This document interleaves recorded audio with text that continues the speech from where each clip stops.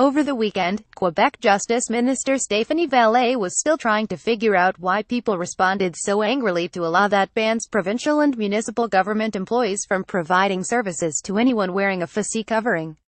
After all, she said in an interview on Sunday, Bill 62, which became law last week, is the product of the decade-long discussion Quebec has been having on the accommodation of religious practices in a mostly secular society. It's a simple law, she said.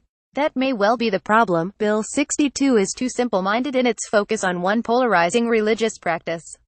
Quebec's soul-searching on religious accommodation is in no way resolved by a vague law whose only concrete effect is to ban veiled Muslim women from municipal buses, libraries, schools, hospitals, and government offices.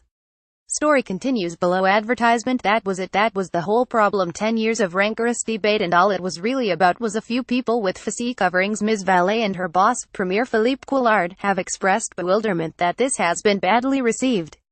They argue that a bill entitled An Act to Foster Adherence to State Religious Neutrality is to be read as a legislative response to face coverings in general, from sunglasses to bandanas, as if wearing Ray-Bans were an overt act of devotion, and this is not about Muslims. It's also absurd. The beleaguered Ms. Vallée has thankfully begun to walk back the reach of Bill 62.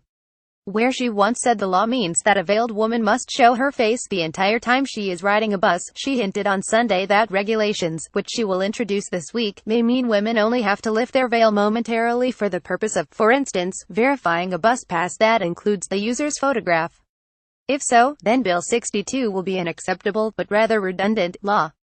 It is well established in Canada that a woman wearing a veil for religious or cultural reasons will at times be obliged to briefly show her face to prove her identity, or else risk being refused a government service.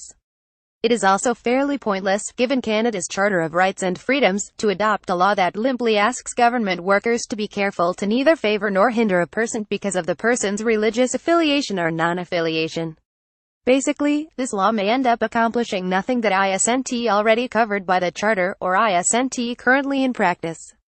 All it will do is sow division and mistrust. Story continues below. Advertisement.